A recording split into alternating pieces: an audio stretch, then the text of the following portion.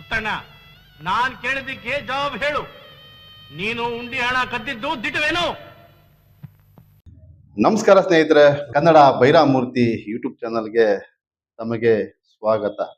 ಸ್ನೇಹಿತರೆ, ನಾವಿವತ್ತು 70ರ ದಶಕದ ಹಿರಿಯ ನಟ ಸಾರ್ವಭೌಮ ಡಾಕ್ಟರ್ ರಾಜ್ಕುಮಾರ್ ಅವರ ಜೊತೆ ಅಭಿನಯಿಸಿರುವ ಕನ್ನಡ ಚಿತ್ರರಂಗದ ಹಿರಿಯ ದಿಗ್ಗಜ, ಹಿರಿಯ ರಂಗಕರ್ಮಿ, ಭಾರತ್ ಎಲೆಕ್ಟ್ರಾನಿಕ್ಸ್ನ ಅಧಿಕಾರಿಯಾಗಿ ಸೇವೆ ಸಲ್ಲಿಸಿ ನಿವೃತ್ತಿ ಹೊಂದಿರುವ ಉದ್ಯೋಗಿ, ಕನ್ನಡ ರಂಗಭೂಮಿಯಲ್ಲಿ ಸಾವಿರಾರು ಕಲಾವಿದರನ್ನು ಬೆಳೆಸಿ ಹಲವಾರು ರಂಗ ಸಂಸ್ಥೆಗಳನ್ನು ಕಟ್ಟಿ ಬೆಳೆಸಿದ ಶ್ರೀರಾಮುಲುರವರನ್ನು ಭೇಟಿ ಮಾಡೋಕ್ಕೆ ಬಂದಿದ್ದೀವಿ.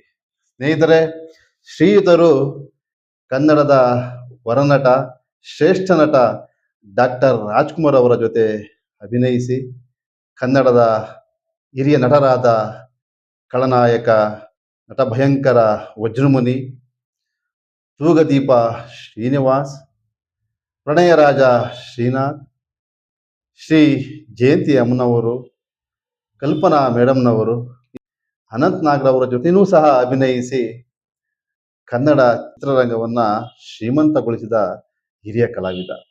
ಬನ್ನಿ ಸ್ನೇಹಿತರೆ, ಅವರ ಮನದಾಳದ ಮಾತುಗಳನ್ನು ಅವರ ಬಾಯಿಂದನೇ ಕೇಳೋಣ. ನಮಸ್ಕಾರ ಸರ್. ಎಲ್ಲರಿಗೂ ನಮಸ್ಕಾರ. ನನ್ನ ಹೆಸರು ಶ್ರೀರಾಮುಲು ಅಂತೇಳಿ.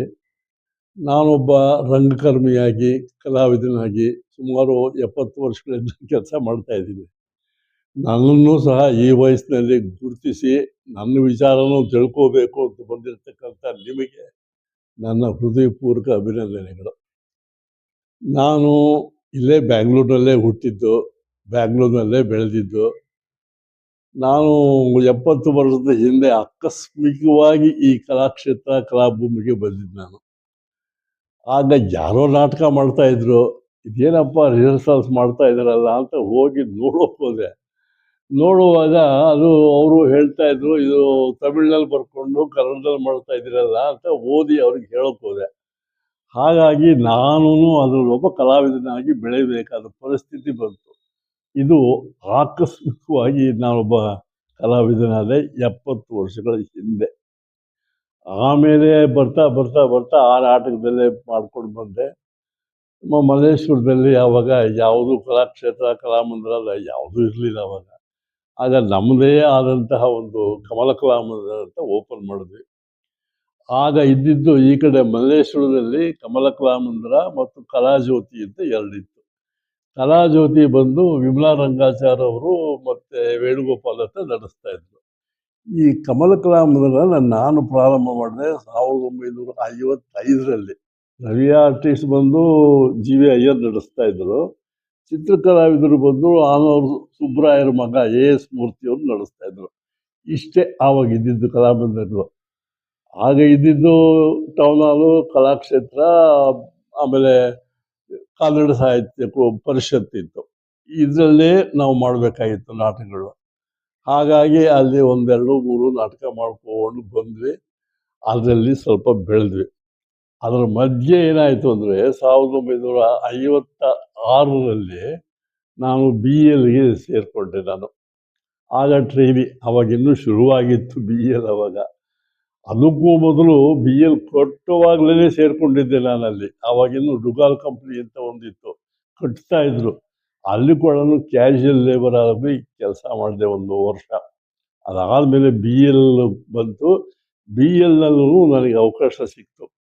ಅವಕಾಶ ಅಂದರೆ ಹೇಗೆ ಅಂದರೆ, ನಾವು ಅಪ್ಲಿಕೇಶನ್ ಹಾಕಿ ಹೋಗಿ ನಿಂತ್ಕೊಂಡು ಮಾಡೋದಲ್ಲ.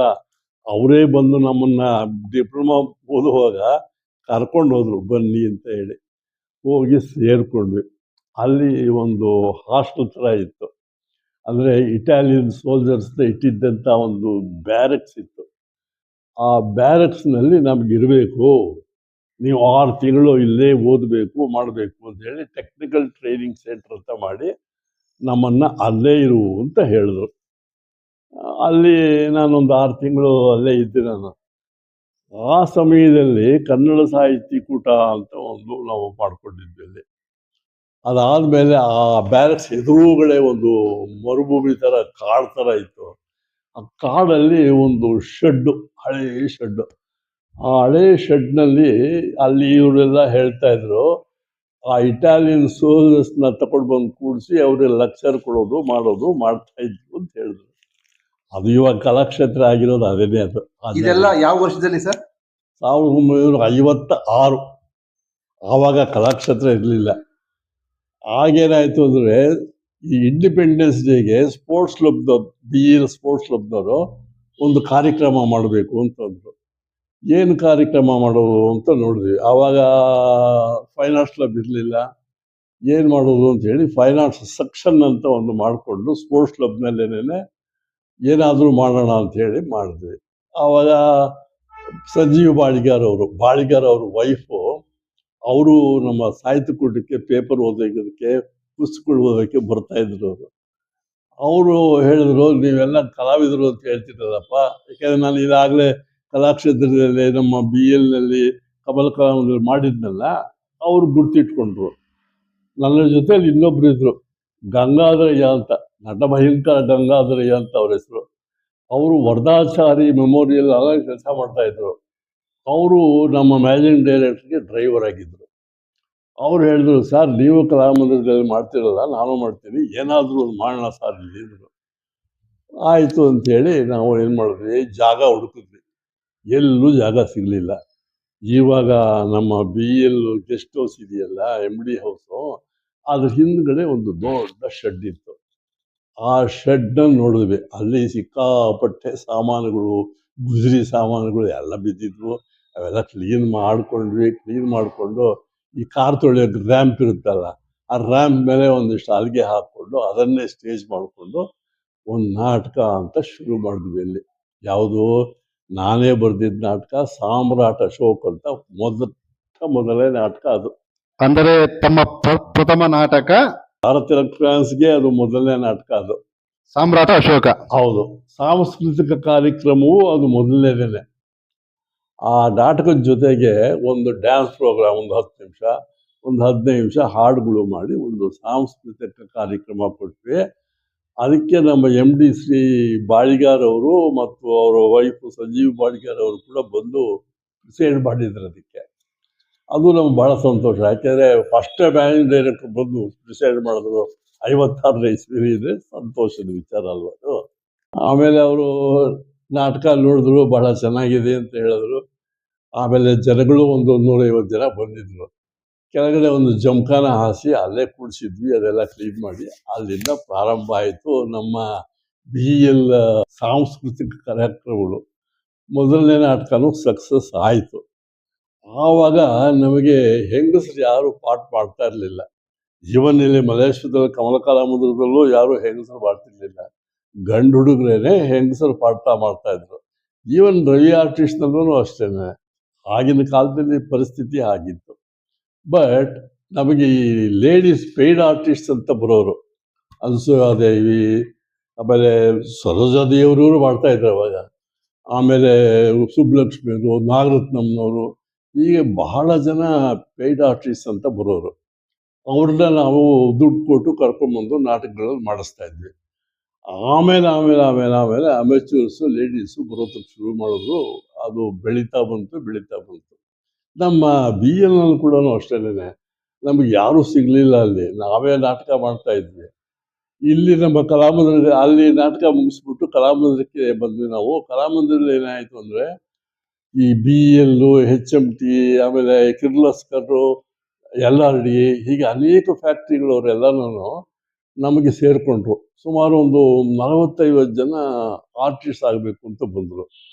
ಈ 45 ಜನ ಬಂದರಲ್ಲ, ಯಾಕೆ ಬಿಡಬೇಕು ಅಂಥೇಳಿ ಅವ್ರನ್ನೆಲ್ಲ ಸೇರಿಸ್ಕೊಂಡು ನಾವು ನಾಟಕಗಳು ಶುರು ಮಾಡಿದ್ವಿ. ಸುಮಾರು ಒಂದು 60-70 ನಾಟಕ ಕಮಲ ಕಲಾವಿದರಲ್ಲಿ ಮಾಡಿದ್ದೀವಿ.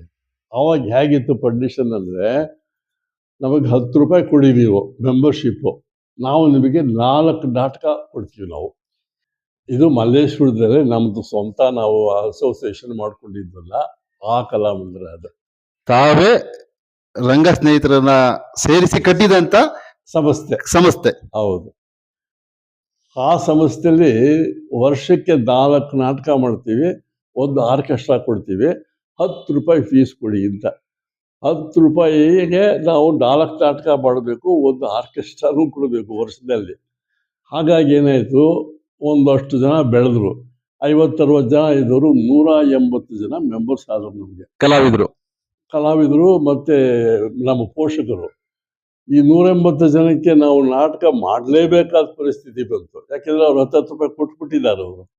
ಹಾಗಾಗಿ ಯಾವುದೋ ಒಂದು ನಾಟಕ ಸೆಲೆಕ್ಟ್ ಮಾಡುವ, ಏನೋ ಮಾಡುವ, ಒಟ್ಟಿನಲ್ಲಿ 2 ತಿಂಗಳಿಗೋ 1 ತಿಂಗಳಿಗೋ ಒಂದೊಂದು ಡ್ರಾಮಾ ಮಾಡಲೇಬೇಕಾದ ಪರಿಸ್ಥಿತಿ ಬಂತು. ಆಗ ಪ್ರಾಕ್ಟೀಸ್ ಮಾಡ್ತಾ ಇದ್ವಿ. ಆವಾಗ ಈ ಥರ ಮ್ಯಾನೇವರ್ಸು, ಊಟ ತಿಂಡಿ ದುಡ್ಡು ಕೊಡೋರು ಯಾರೂ ಇಲ್ಲ. ನಾವೇ ದುಡ್ಡು ಹಾಕ್ಕೊಂಡು ನಾವೇ ಮಾಡಿಕೊಂಡು ಮಾಡಬೇಕಾದ ಪರಿಸ್ಥಿತಿ ಇತ್ತು. ಮಾಡ್ತಾನೂ ಇದ್ವಿ ನಾವು. ಹಾಗಾಗಿ ಅಲ್ಲಿ ಸುಮಾರು ಒಂದು 70-80 ನಾಟಕಗಳು ಕಮಲ್ ಕಲಾಂನಲ್ಲಿ ಮಾಡಿದ್ವಿ.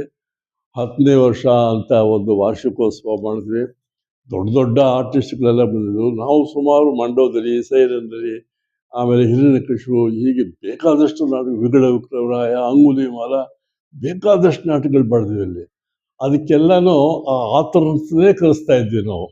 ಯಾರು ಬರೆದಿದ್ದಾರೋ ಆ ಆಥರ್ನೇ ಕರೆದು ಅವ್ರ ಎದುರುಗಡೆ ನಾಟಕ ಮಾಡ್ತಾ ಇದ್ವಿ ನಾವು ಆಗಿನ ಕಾಲದಲ್ಲಿ. ಅವರು ಬರ್ತಾ ಇದ್ರು ಸಂತೋಷವಾಗಿ. ಇನ್ನೂ ವಿಶೇಷ ಅಂದರೆ ಒಂದೊಂದು ಸಲ ರಿಹರ್ಸಲ್ಸ್ ಕೂಡ ಬರ್ತಾ ಇದ್ರು. ಅದು ಈಗ ಯಾರೂ ಬರ್ತಾ ಇಲ್ಲ ಅಂತ ಇಟ್ಕೊಳ್ಳಿ ಅಲ್ವಾ. ಆ ಥರ ಪರಿಸ್ಥಿತಿ ಇತ್ತು. ಅಂತಹ ನಾಟಕಗಳು ಮಾಡ್ಕೊಂಡು ಬಂದ್ವಿ, ಬೆಳೆದ್ವಿ. ಇದು ಮೀನ್ವೇಲ್ ಅದೇನಾಯಿತು ಅಂದರೆ, ಗಾಂಧಿನಗರದಲ್ಲಿ ನಾಟ್ಯ ಸಂಘ ಥಿಯೇಟರ್ ಸೆಂಟರ್ ಅಂತ ಒಂದು ಓಪನ್ ಆಯಿತು. ಕಮಲಾದೇವಿ ಚಟ್ಟೋಪಾಧ್ಯಾಯ ಅಂತ ಅವರು ಪ್ರಾರಂಭಿಸಿದದ್ದು. ಆಲ್ ಓವರ್ ಇಂಡಿಯಾ ಮಾಡಿದ್ರು. ನಮ್ಮ ಮೈಸೂರು ಸ್ಟೇಟ್ನಲ್ಲೂ, ಮೈಸೂರು ಸ್ಟೇಟ್ ಅಂತ ಇತ್ತಲ್ಲ ಅವಾಗ, ಆಗ ನಾಟ್ಯ ಸಂಘ ಥಿಯೇಟರ್ ಸೆಂಟರ್ ಅಂತ ಮಾಡಿದ್ರು. ಆದ್ಯ ರಂಗಾಚಾರ್ಯರು ಒಬ್ಬರಿದ್ದರು, ಅವರು ಅದಕ್ಕೆ ಪ್ರೆಸಿಡೆಂಟ್. ಆಮೇಲೆ ಒಂದು 30-40 ಜನ ಇದರಲ್ಲಿ. ಆಗ ನನ್ನನ್ನು ಇನ್ವೈಟ್ ಮಾಡಿದ್ರು. ಕಮಲ ಕಲಾವಿದ ಅಷ್ಟೊತ್ತಿಗೆ ನಾವು ನಾಟಕಗಳು ಮಾಡಿ ಫೇಮಸ್ ಆಗಿದ್ವಿ. ಸೊ ನಮ್ಮನ್ನು ಇನ್ವೈಟ್ ಮಾಡಿ ನನ್ನನ್ನು ಅಲ್ಲಿ ವೈಸ್ ಪ್ರೆಸಿಡೆಂಟ್ ಅಂತ ಮಾಡಿದ್ರು. ಅಲ್ಲಿ ವೈಸ್ ಪ್ರೆಸಿಡೆಂಟ್ ಆಗಿ, ಇಲ್ಲಿ ಕಮಲ ಕಲಾವಿದರಲ್ಲಿ ಕಾರ್ಯದರ್ಶಿಯಾಗಿ ಸಿಕ್ಕಾಪಟ್ಟೆ ಬ್ಯುಸಿ. ಬೆಳಗಿಂದ ಸಾಯಂಕಾಲದವರೆಗೂ ಫ್ಯಾಕ್ಟ್ರಿ ಕೆಲಸ ಮಾಡಬೇಕು. ಸಾಯಂಕಾಲ ಆದಮೇಲೆ ಬಿಡು ಒಂದು 2-3 ಅವರ್ಸ್ನಲ್ಲಿ ಈ ಕೆಲಸನೂ ಮಾಡಬೇಕು. ಹಾಗಾಗಿ ಬೆಳಗ್ಗೆ ಆಗೋದು, ರಾತ್ರಿ ಆಗೋದು, ಕೆಲಸ, ನಾಟಕ ಇಷ್ಟೇ ಮಾಡ್ಕೊಂಡಿದ್ವಿ. ಇದರ ಮಧ್ಯೆ BLನಲ್ಲಿ ಏನಾಯಿತು, ಇಲ್ಲೂ ಜನ ಶುರು ಮಾಡಿದ್ರು. ಏನಾದರೂ ಮಾಡೋಣ ಅಂತ ಜನಗಳಿಗೆ ಶುರುವಾಯಿತು. ಅಷ್ಟೊತ್ತಿಗೆ ಏನಾಯಿತು, ನಮ್ಮ BL ತಮಿಳ್ ಮಂಡಲಮ್ಮು, ಆಂಧ್ರ ಮಹಾಸಭಾ, ಕೇರಳ ಯೂನಿಟ್ಟು, ಹೀಗೆ ಶುರು ಮಾಡಿದ್ರು. ಅವ್ರವ್ರ ಜನಗಳೆಲ್ಲ ಸೇರಿಕೊಂಡ್ರು. ಬೆಳೀತಾ ಬಂತು BL. ಈ ಜನಗಳು ಬಂದರು.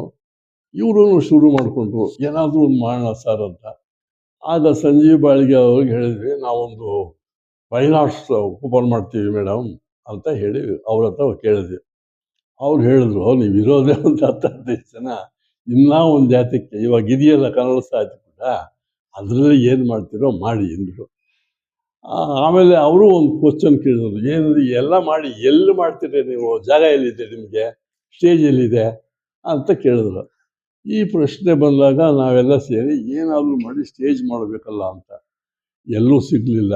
ಆಗ TTCನಲ್ಲಿ ಒಂದು ಸಣ್ಣ ಹಾಲ್ ಇತ್ತು, ಟೆಕ್ನಿಕಲ್ ಟ್ರೈನಿಂಗ್ ಸೆಂಟರ್ ಅಂತಿತ್ತಲ್ಲ, ಅಲ್ಲಿ ಅವ್ರನ್ನ ಕೇಳಿದ್ವಿ. ಅವರು ದೀನದಯಾಳ್ ನಾಯ್ಡು ಅಂತ ಒಬ್ಬರು ಅಲ್ಲಿ ಇನ್ಚಾರ್ಜ್ ಇದ್ದರು. ಅವ್ರ ಹತ್ರ ಕೇಳ್ಕೊಂಡ್ವಿ. ಅವ್ರು ಹೇಳಿದ್ರು, ಒಂದು ಸಣ್ಣ ಸ್ಟೇಜ್ ಇದೆ, ಪ್ಲಾಟ್ಫಾರ್ಮು, ಅಲ್ಲೇ ಅದೇನು ಮಾಡ್ತೀರೋ ಮಾಡಿ ಅಂದರು. ಸೊ ಅಲ್ಲಿ ಹೋಗಿ ನಾವು ನಾಟಕ, ವಾರ್ಷಿಕೋತ್ಸವ, ಅದು ಇದು ಅಂತೇಳಿ ಅಲ್ಲೊಂದು 4-5 ನಾಟಕ ಮಾಡಿದ್ವಿ. ಅಲ್ಲಿಗೆ ಕಾಲೋನಿ ಎಲ್ಲ ಶುರುವಾಗಿತ್ತಲ್ಲ, ಅಲ್ಲಿಂದ ಜನ ಬರೋರು, 150 ಜನ 200 ಜನ ಬರೋರು. ಅಲ್ಲಿಗೂ ಬಂದು ನಾಟಕಗಳು ಪ್ರಾರಂಭ ಮಾಡಿದ್ವಿ. ಆಗ ಏನಾಯಿತು ಅಂತಂದರೆ, ಮ್ಯಾನೇಜ್ಮೆಂಟ್ನಿಂದ ಆಸೆ ಕಡೆಯಿಂದ ಫ್ಯಾಕ್ಟ್ರಿ ಒಳಗಡೆ ಜನ ಬರೋದು ಬೇಡ ಅನ್ನೋ ಒಂದು ಡಿಸಿಷನ್ ತಗೊಂಡ್ರು. ನಮಗೆ ಹೇಳಿದ್ರು, ಅಪ್ಪ ನಿಮ್ಮ ಈ ಆ್ಯಕ್ಟಿವಿಟೀಸ್ ಎಲ್ಲನೂ ಆಚೆ ಇಟ್ಕೊಳ್ಳಿ, ಇಲ್ಲಿ ಬೇಡ ಅಂತಂದರು. ಆಚೆ ಎಲ್ಲಿಡೋದು ಹುಡುಕಿದ್. ಅಷ್ಟೊತ್ತಿಗೆ ನಮಗೆ ಈ ಶೆಡ್ ಕಾಣಿಸ್ತು. ಈ ಕಲಾಕ್ಷೇತ್ರ ಇತ್ತಲ್ಲ, ಹಳೆಯ ಶೆಡ್ಡು, ಇದು ಕಾಣಿಸ್ತು ನಮಗೆ. ಇಲ್ಲೇನಾದರೂ ಮಾಡೋಣ ಅಂಥೇಳಿ ಮ್ಯಾನೇಜ್ಮೆಂಟ್ ಕೇಳಿ ಅದ್ರ ಪರ್ಮಿಷನ್ ತಗೊಂಡು ಅಲ್ಲೇ ಅದನ್ನೆಲ್ಲ ಸ್ವಲ್ಪ ಕ್ಲೀನ್. ಅಲ್ಲೇ ಒಬ್ಬರು, ಆಗ ನಮಗೆ DGM ಒಬ್ಬರು CB ಕರಿಯಪ್ಪನವರು ಅಂತಿದ್ರು, ಇನ್ನೊಬ್ಬರು ಕಲ್ಯಾಣ ಕೃಷ್ಣನ್ ಅಂತ ಫೈನಾನ್ಸ್ನಲ್ಲಿದ್ದರು. ಇವರಿಬ್ಬರೂ ನಮಗೆ ಸಪೋರ್ಟ್ ಕೊಟ್ಟರು. ಆ ಶೆಡ್ನ ತಗೊಂಡು ಏನಾದರೂ ಮಾಡಿ ಎಂದರು. Kalyana Krishnan was a very good singer. ಅವರು ನಮ್ಮ ಸಪೋರ್ಟಿಗೆ ಬಂದರು. ಅದನ್ನು ಶುರು ಮಾಡ್ರೆ ಏನಾರ ಮಾಡ್ರ ಅಂತ ವಿ ಸ್ಟಾರ್ಟೆಡ್ ದಟ್. ಹೆಂಗೆ ಶುರು ಮಾಡೋದು, ಅವರೇ ಪಾಪ ಬಂದು ಬುಲ್ಡೋದ್ರು ಅದು ಇದು ತಂದು ಎಲ್ಲ ಕ್ಲೀನ್ ಮಾಡಿ ಕೊಟ್ಟರು. ನಾಟಕ ಮಾಡೋಣ ಅಂತ ಹೇಳಿ ಶುರು ಮಾಡಿದ್ವಿ. ಬಟ್ ಜನ ಬರಬೇಕಲ್ಲ ಅಲ್ಲಿ, ಯಾಕೆಂದರೆ ಅದು ಕಾಡು ಥರ ಇತ್ತು. ಆಮೇಲೆ ಸೊಳ್ಳೆಗಳು ಸಾಯಂಕಾಲ ಪ್ರೋಗ್ರಾಮ್ ಮಾಡಬೇಕು ಆಗಲ್ಲ. ನಾವೇನು ಮಾಡಿದ್ವಿ, ಸರಿ ಒಂದು ನಾಟಕ ಮಾಡಿದ್ವಿ, ಫೇಲ್ಯೂರ್ ಆಯಿತು. ಯಾತಕ್ಕೆ ಅಂದರೆ ಸೊಳ್ಳೆ ಕಾಟ, ಜನ ಬರೋದಿಲ್ಲ ಅಲ್ಲಿ ಅಂತ. ಅಂದ್ರೆ 50ರ ದಶಕದಲ್ಲೇ ತಾವು ರಂಗಭೂಮಿಯನ್ನ ಕಟ್ಟಿ ಬೆಳೆಸಿದವರು. ಈಗ ಕಲಾಮಂದಿರವನ್ನ ಕಟ್ಟಲು ತಾವು ಪ್ರಯಾಣ ಬೆಳೆಸ್ತಾ ಇದ್ದೀರಲ್ವಾ ಸರ್? ಹೌದು, ಯಾಕೆಂದರೆ ಅಲ್ಲಿ ಏನು ಇರಲಿಲ್ವಲ್ಲ ಅಲ್ಲಿ ಅವಾಗ. ಸೊ ಏನಾದರೂ ಮಾಡಬೇಕು, ನಮ್ಮ ಸಂತೋಷಕ್ಕೆ ನಮ್ಮ ಖುಷಿಗೆ ನಾವು ಏನಾದರೂ ಮಾಡಬೇಕು ಅಂದರೆ ಒಂದು ರಂಗಮಂಚ, ಒಂದು ಸ್ಟೇಜ್ ಬೇಕಲ್ವಾ. ಅದಕ್ಕೋಸ್ಕರ ಏನು ಮಾಡಿದ್ವಿ, ಅದನ್ನೇ ಗುಡಿಸಿ ಕ್ಲೀನ್ ಮಾಡಿಕೊಂಡು ಈ ಸೊಳ್ಳೆ ಕಾಟಕ್ಕೆ ಏನು ಮಾಡೋದು ಅಂತ ಹೇಳಿಬಿಟ್ಟು ನಾವೇನೇ ಒಂದು 5-6 ಜನ ಸೇರಿಕೊಂಡು ಆ ತಮಿಳ್ಮಂಡ್ರಮ್ಮು, ಪಾಂಡುರಂಗಮ್ಮು, ಆ ಸ್ಟ್ಯಾನ್ಲಿ ಮೋಸೆಸ್ಸು, ಅವರು ಇವರೆಲ್ಲ ಹಳಬರು, ಅವ್ರು ಯಾರೂ ಇಲ್ಲ ಇವಾಗ, ಅವರೆಲ್ಲ ಸೇರಿಕೊಂಡು ಈ ಬೊಮ್ಮಸಂದ್ರ ಕೊಡಿಗೆಹಳ್ಳಿಯಿಂದ ಸಗಣಿ ತರೋದು. 5-6 ಬಕೆಟ್ನಲ್ಲಿ ಸಗಣಿ ತಂದು ಆ ಕಲಾಕ್ಷೇತ್ರ ಎಲ್ಲ ಹಾಕಿ ಗುಡಿಸಿ ಮಾಡಿ ಅದನ್ನ ಕ್ಲೀನ್ ಮಾಡಿದ್ರೆ ಆ ಸಗಣಿ ನೀರಿಗೆ ಸ್ವಲ್ಪ ಸೊಳ್ಳೆ ಬರ್ತಾ ಇರಲಿಲ್ಲ ಆವಾಗ ಸಾಯಂಕಾಲ ಅಂದರೆ ಭಾನುವಾರ ನಾಟಕ ಮಾಡ್ತಾಯಿದ್ವಿ. ಬೆಳಗ್ಗೆ ಸಾಯಂಕಾಲದೆಲ್ಲ ಕ್ಲೀನ್ ಮಾಡಿ ಸಾಯಂಕಾಲ ನಾಟಕ ಮಾಡೋದು. ಆವಾಗ ಈ ಥರ ಮ್ಯಾನವರ್ಸು ಅದು ಇದು ಅವೆಲ್ಲ ಇರಲಿಲ್ಲ ಅಂತ ಇಟ್ಕೊಳ್ಳಿ. ಆಗ ನಮ್ಮ ಜೊತೆಗೆ ಸೇರಿಕೊಂಡವರು ಒಂದು 5-6 ಜನ ಲೇಡೀಸ್ ಕೂಡ ನಮ್ಮ ಜೊತೆ ಸೇರಿಕೊಂಡ್ರು. ಪದ್ಮಿನಿ ಕೃಷ್ಣಸ್ವಾಮಿಯವರು, ಸುಧಾ ರತ್ನಾಕರ್ ಅಂಥೇಳಿ ಒಂದು 5-6 ಜನ ಬಂದರು ಜೊತೆಗೆ. ಅವರು ಪಾಪ ಹೆಂಗಸರು, ನಾವು ಗಂಡಸರು ಕ್ಲೀನ್ ಮಾಡೋದು ಬೇಡ ಅಂತ ಹೇಳ್ಬಿಟ್ಟು ಅವರೆಲ್ಲ ಬಂದು ಅಲ್ಲೆಲ್ಲ ಗುಡಿಸಿ ಸಾರಿಸಿ ಮಾಡೋರು. ಒಂದಿಬ್ಬರು ಸಿಸ್ಟರ್ಸ್ ಇದ್ದರು, ಟ್ವಿನ್ ಸಿಸ್ಟರ್ಸು, ಕ್ರಿಶ್ಚಿಯನ್ಸು. ಅವ್ರಿಗೂ ಇದಕ್ಕೂ ಸಂಬಂಧನೇ ಇಲ್ಲ. ಬಟ್ ಆ ಸುಧಾ ಹತ್ರ ಕೆಲಸ ಮಾಡ್ತಿದ್ರಲ್ಲ ಅವರು, ಸೊ ಆ ಮೇಡಮ್ಗೋಸ್ಕರ ಬಂದು ಅವರೂ ಕೆಲಸ ಮಾಡೋರು. ಈಗ ಜನ ವಾಲಂಟಿಯರಾಗಿ ಬಂದು ಕೆಲಸ ಮಾಡಿದ್ರು, ಬಂದು ಅದನ್ನು ಬೆಳೆಸ್ಕೊಂಡು ಬಂದ್ವಿ ಅಂತ. BL ನವರತ್ನ ಸಂಸ್ಥೆಯಲ್ಲಿ ತಾವು ರಾಷ್ಟ್ರಕವಿ ಕುವೆಂಪು ಕಲಾಕ್ಷೇತ್ರ ಅಂತ ಇವತ್ತು ಏನಿದೆ, ಕರ್ನಾಟಕದ ಸುಪ್ರಸಿದ್ಧ ಒಂದು ಕಲಾಮಂದಿರ. ಅಂತ ಕಲಾಮಂದಿರವನ್ನ ತಾವು ಕಟ್ಟಲು ಪ್ರಯತ್ನಿಸಿದಾಗ ಅದರ ಜೊತೆಯಲ್ಲಿ ಹಲವಾರು ಭಾಷೆಗಳ ಒಡನಾಡಿಗಳ ಸಂಸ್ಥೆಗಳು ಸಹ ಇದೆ. ಇದನ್ನೆಲ್ಲ ಒಗ್ಗೂಡಿಸಿ ಹೇಗೆ ಜೊತೆಲಿ ತಗೊಂಡೋದ್ರಿ? ಮತ್ತೆ ಕನ್ನಡ ಸಾಹಿತ್ಯ ಕೂಟ ಅನ್ನೋ ಒಂದು ಸಂಸ್ಥೆಯನ್ನ ಹುಟ್ಟಾಕಿ ಇವತ್ತು ನಾಡಿನಾದ್ಯಂತ ತಾವು ಅದರ ನಾಟಕ ಆಗಿರ್ಬೋದು, ಸಂಗೀತ ಆಗಿರ್ಬೋದು, ನೃತ್ಯ ಆಗಿರ್ಬೋದು, ಸಾವಿರಾರು ಕಾರ್ಯಕ್ರಮಗಳನ್ನ ನಡೆಸುವಂತ ಸ್ಥಳವಾಗಿದೆ. ಅದ್ರ ಬಗ್ಗೆ ಸ್ವಲ್ಪ ಮಾತಾಡಿ ಸರ್. ಅದೇ ಹೇಳಿದ್ನಲ್ಲ, ಕಲಾಕ್ಷೇತ್ರ ಅನ್ನೋ ಮಾಡ್ಕೊಂಡು ಸಿಕ್ತಲ್ಲ, ನಮಗೆ ಜಾಗ ಸಿಕ್ತಲ್ಲ. ಈಗ ಜಾಗ ಸಿಕ್ಕಿದ ಮೇಲೆ ನಾವು ನಾಟಕಗಳು ಮತ್ತು ಡ್ಯಾನ್ಸು, ಮ್ಯೂಸಿಕ್ಕು ಇದು ಸ್ಟಾರ್ಟ್ ಮಾಡಬೇಕಲ್ಲ. ಹಾಗಾಗಿ ಕನ್ನಡ ಸಾಹಿತ್ಯ ಕೊಟ್ಟವೇ ಆಗ ನಮಗೆ ಆಧಾರ. ಸೊ ಸಾಹಿತ್ಯ ಕೂಡದಲ್ಲಿ ಏನು ಮಾಡಿದ್ವಿ, ಮೆಂಬರ್ಸ್ನೆಲ್ಲ ಸೇರಿಸ್ಕೊಳ್ಳೋಣ ಅಂತೇಳಿ ಅವಾಗ 4 ಹಳ್ಳಿ ಮೆಂಬರ್ಶಿಪ್ ಇತ್ತು. ಆಗ ಎಲ್ಲರನ್ನೂ ಸೇರಿಸಿದ್ವಿ. ಅಂದ್ರೆ 25 ಪೈಸೆ. ಹೌದೌದು. ಆಗ ಸುಮಾರು ಜನ ಸೇರಿಕೊಂಡು ಅಷ್ಟೊತ್ತಿಗೆ BL ಕೂಡ ಬೆಳೀತಾ ಬಂತಲ್ಲ. BLನಲ್ಲಿ ಒಂದಾನೊಂದು ಕಾಲದಲ್ಲಿ 17,000 ಜನ ಕೆಲಸ ಮಾಡ್ತಾ ಇದ್ರು ಅವಾಗ. ಖಂಡಿತ ಸರ್. 3,500 ಜನ ಲೇಡೀಸೇ ಇದ್ರು ಅವಾಗ. 150 ಬಸ್ಗಳಿದ್ವು. ಬಸ್ಗಳು ಹೊರಟು ಬಿಟ್ರೆ ಲೈನಾಗಿ ಎಲ್ಲ ಸ್ಟಾಪ್ ಮಾಡಿಬಿಟ್ಟು ನಮ್ಮ BL ಬಸ್ ಹೋಗೋರ್ಗು ಕಾಯ್ತಾ ಇದ್ರು. ಸತ್ಯ ಸರ್. ಯಾಕಂದ್ರೆ ಕನ್ನಡ ಚಿತ್ರಗಳಲ್ಲಿ, ಹಳೆಯ ಚಿತ್ರಗಳಲ್ಲಿ ನೀವು ಯಾವುದೇ ಸಿನಿಮಾದಲ್ಲಿ ನೋಡಿದ್ರು ಸಹ ಒಂದು ಬಸ್ ಆದ್ರೂ ಕಾಣಿಸುತ್ತೆ ಸರ್. ಹೌದು. ಆ ಥರ ಇತ್ತು ಪೊಸಿಷನ್. ಆಗಿನ ಕಾಲ ಹಾಗಿತ್ತು, ಬೆಳೆದ್ವಿ. ಆಗ ನಾವು ಈ ಕಲೆ ಉದ್ಧಾರ ಮಾಡಬೇಕು, ನಾವು BL ಉದ್ಧಾರ ಮಾಡಬೇಕು ಅನ್ನೋ ಸಮಸ್ಯೆಗಿಂತ ಜಾಸ್ತಿ ನಾವು ಬೆಳಿಬೇಕು, ನಮ್ಮ ಸಂತೋಷಕ್ಕೋಸ್ಕರ ಪ್ರಾರಂಭ ಮಾಡಿದ್ವಿ. ಬಟ್ ನಾವು ಬೆಳಿಬೇಕಾದ್ರೆ ಒಂದು ಸಂಸ್ಥೆ ಬೇಕಲ್ಲ, ಆ ಸಂಸ್ಥೆಯನ್ನು ಮಾಡಬೇಕು ಅಂತ ಹೇಳ್ಬಿಟ್ಟು ಸಾಹಿತ್ಯ ಕೂಟದಲ್ಲಿ ಸೇರಿಕೊಂಡು ಒಂದಷ್ಟು ಜನನ ಸೇರಿಸಿ ನಾಟಕ ಶುರು ಮಾಡೋಣ ಅಂಥೇಳಿ ಮಾಡಿದ್ವಿ. ಆಗ ಈ ಬೇರೆ ಬೇರೆ ಅಸೋಸಿಯೇಟ್ ಇದ್ರಲ್ಲ, ಇವರು ಸರ್ ನಾವೇನು ಮಾಡೋದು, ನಾವು ಮಾಡ್ತೀವಿ ಅಂತ ಅವರು ಮುಂದೆ ಬಂದರು. ಸೊ ಎಲ್ಲರೂ ಮುಂದೆ ಬಂದಾಗ ನಮಗೊಂದು ಸಂಸ್ಥೆ ಬೇಕಾಗಿತ್ತು.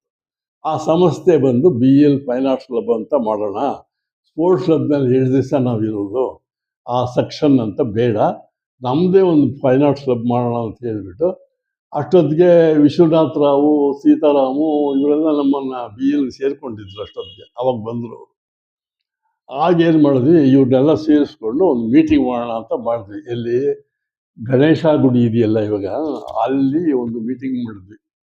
ರಾಮಸ್ವಾಮಿ ಅಂತ ಒಬ್ಬರು, ಈ ಸುಧಾರತ್ನಕರು, ಪದ್ಮೇಶ್ವರ, 7 ಜನ ಪಾಂಡವರಿದ್ದಾರವು. ಈಗ ಒಂದು ಸ್ವಲ್ಪ ಜನ ಸೇರಿಕೊಂಡು ಗಣೇಶ ಗುಡಿನಲ್ಲಿ ಮೀಟಿಂಗ್ ಮಾಡಿದ್ವಿ.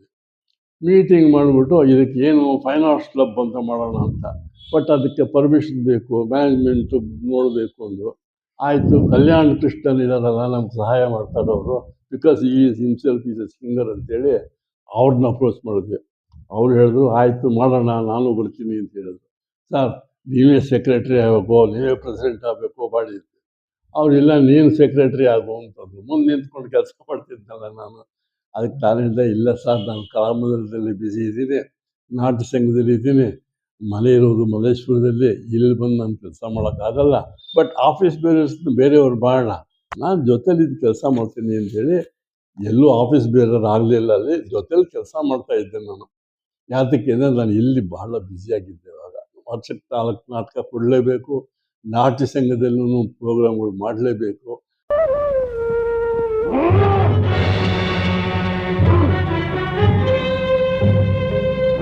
ಆಗ ಗಣೇಶ ಗುಡಿಯಲ್ಲಿ ಮೀಟಿಂಗ್ ಮಾಡಿದ್ವಿ.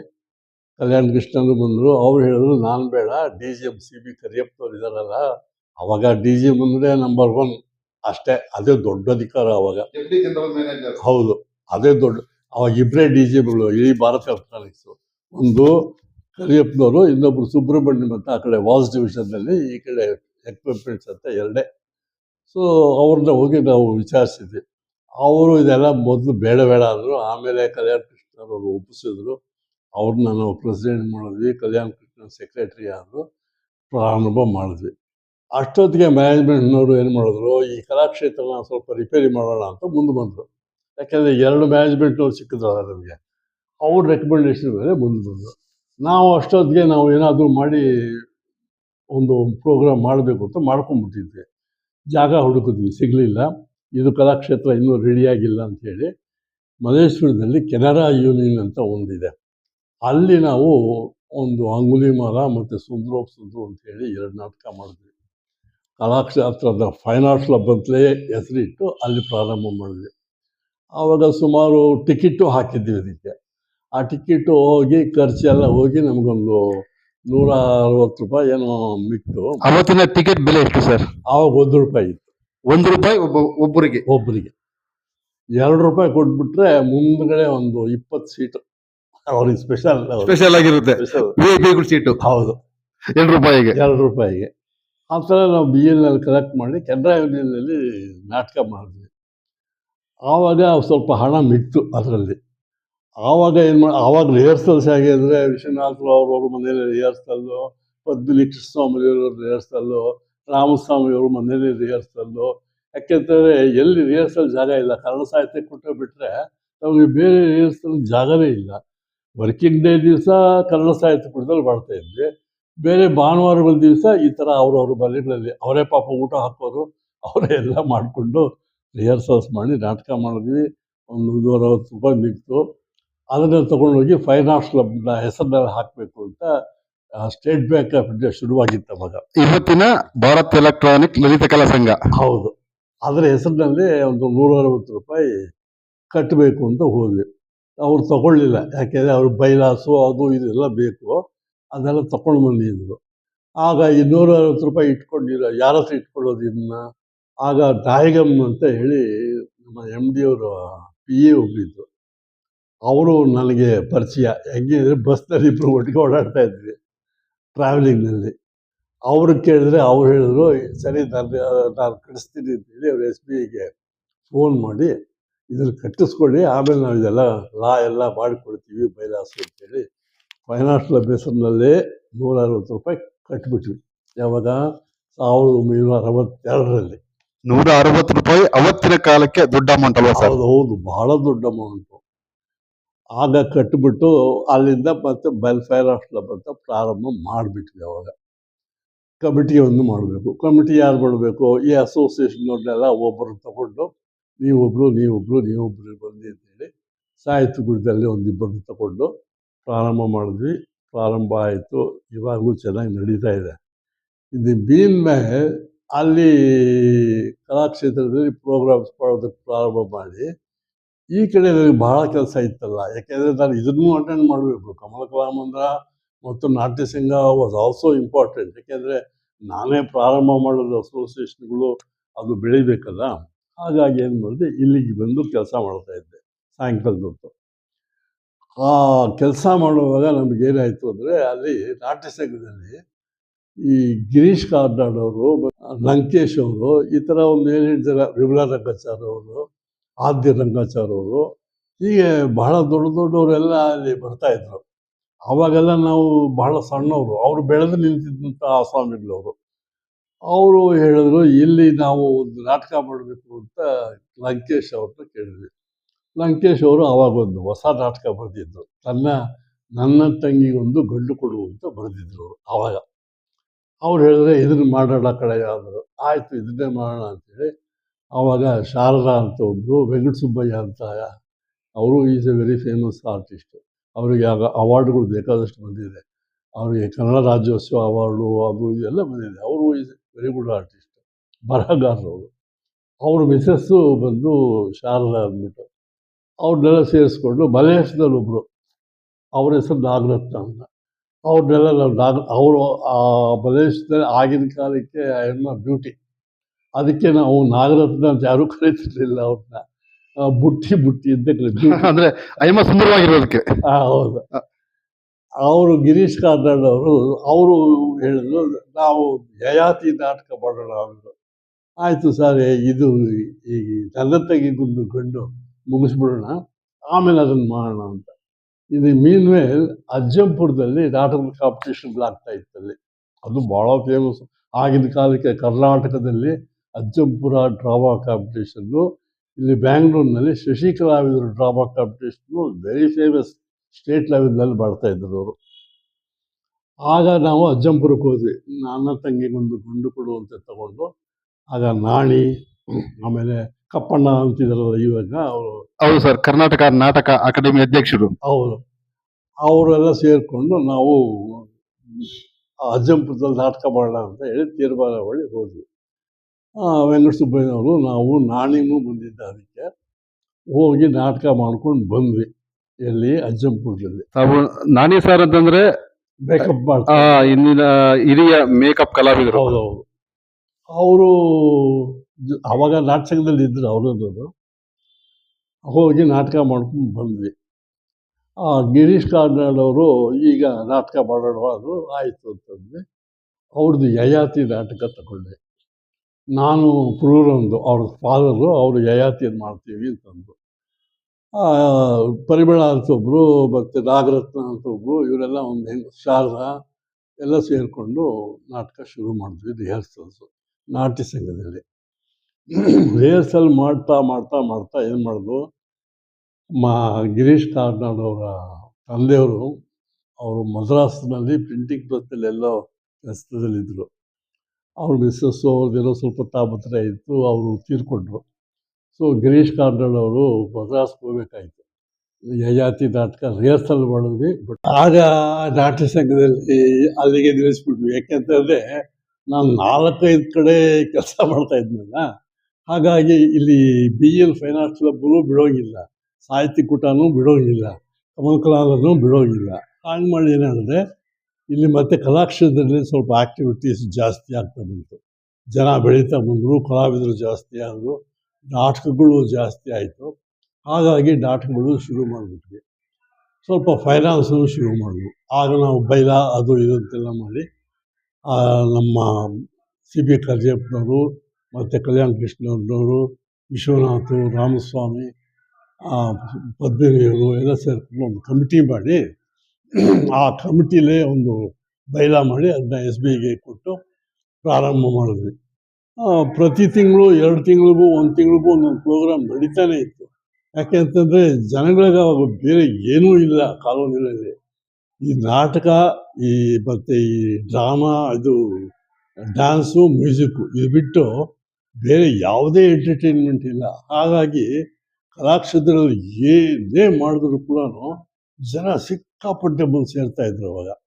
ದೊಡ್ಡ ದೊಡ್ಡ ಪ್ರೋಗ್ರಾಮ್ಗಳು ಮಾಡ್ತಾ ಇದ್ವಿ. ಪ್ರಭಾತ್ ಕಲಾವಿದರು, ಆಮೇಲೆ ಆ ಬ್ಲೂ ಬಾಯ್ಸ್ ಆರ್ಕೆಸ್ಟ್ರಾಗಳು, ಕಾರಂತರ ಡ್ರಾಮಾಗಳು, ಹೀಗೆ ಬೇಕಾದಷ್ಟು ಡ್ರಾಮಾಗಳು, ದೊಡ್ಡ ದೊಡ್ಡ ಡ್ರಾಮಾಗಳು, ಸಣ್ಣ ಸಣ್ಣ ಡ್ರಾಮಾಗಳು, ಸಾಹಿತ್ಯ ಕೂಟದ ಪ್ರೋಗ್ರಾಮ್ಗಳು, ಹೀಗೆ ಪುರ್ಸತ್ತೇ ಇಲ್ಲ ಅಲ್ಲಿ, ಅಷ್ಟೊಂದು ನಡೀತಾ ಇತ್ತು. ಅಂದ್ರೆ ಕರ್ನಾಟಕದ ಎಲ್ಲಾ ಕಲಾ ತಂಡಗಳ ಜೊತೆ ಹೌದು ನಡೀತೈತಲ್ವಾ ಸರ್? ಹೌದು, ಎಲ್ಲ ತಂಡಗಳು ಬರ್ತಾ ಇದ್ರು ನಮಗೆ. BL ಕಲಾಕ್ಷೇತ್ರ, BL ಅಂದರೆ ಅಷ್ಟು ಪ್ರೀತಿ ಎಲ್ಲರಿಗೂ. ಯಾರೇ ಕರೆದ್ರೂ ಬೇಡ ಅಂತಿರ್ಲಿಲ್ಲ. ಫಾರ್ ಎಕ್ಸಾಂಪಲ್ TR ಮಾಲಿಂಗಮ್ನವ್ರ ಪ್ರೋಗ್ರಾಮ್ ಆಗಲಿ, ಡಾಕ್ಟರ್ ಬಾಲಸುಬ್ರಹ್ಮಣ್ಯಂ ಆಗಲಿ, ಎಲ್ಲ ಕಲಾವಿದರು ಬಂದಿದ್ದಾರೆ ನಮಗೆ. ಅಷ್ಟು ಜನ ಕರೆದ್ರೆ ಬಂದೇ ಬರೋರು. ಆರ್ಕೆಸ್ಟ್ರಾಗಳು, ದೊಡ್ಡ ದೊಡ್ಡ ಆರ್ಕೆಸ್ಟ್ರಾಗಳು. ಆಮೇಲೆ ಕಪ್ಪಣ್ಣವರು ಒಂದಷ್ಟು ಪ್ರೋಗ್ರಾಮ್ಗಳು ಕೊಡಿಸಿದ್ರು. ಯಾವುದು ರಷ್ಯನ್ ಪ್ರೋಗ್ರಾಮ್ಸು, ಗುಜರಾತ್ ಪ್ರೋಗ್ರಾಮ್ಸು, ಬೇರೆ ಬೇರೆ ಊರುಗಳಿಂದ, ಬೇರೆ ಬೇರೆ ದೇಶಗಳಿಂದ ನಮ್ಮ ಸ್ಟೇಟ್ಗೆ ಬರ್ತಾ ಇದ್ರಲ್ಲ ಪ್ರೋಗ್ರಾಮ್ಗಳು. ಆ ಪ್ರೋಗ್ರಾಮ್ನು ಕೂಡ ನಾವು BL ಮಾಡಿಸ್ತಾ ಇದ್ವಿ. ಆ ಪ್ರೋಗ್ರಾಮ್ನ ಕಲಾಕ್ಷೇತ್ರದಲ್ಲಿ ಮಾಡೋಕ್ಕಾಗ್ತಿರ್ಲಿಲ್ಲ. ಯಾಕೆಂತಂದರೆ 3000 ಜನ 4000 ಜನ ಸೇರೋರು ಅದಕ್ಕೆ. ಹಾಗಾಗಿ BL ಸ್ಪೋರ್ಟ್ಸ್ ಕ್ಲಬ್ ಇದೆಯಲ್ಲ, ಅಲ್ಲಿ 30x40 ಸೈಟ್ ಇವಾಗ. ಅಷ್ಟು ದೊಡ್ಡ ಸ್ಟೇಜ್ ಹಾಕ್ತಾ ಇದ್ವಿ. ಅಲ್ಲಿ ಸ್ಟೇಜ್ ಹಾಕಿ ಅಲ್ಲಿ ನಾವು ನಾಟಕಗಳು ಆಚೆ ಕಡೆಯಿಂದ ಬಂದಿದ್ದನ್ನು ಮಾಡಿಸ್ತಾ ಇದ್ವಿ.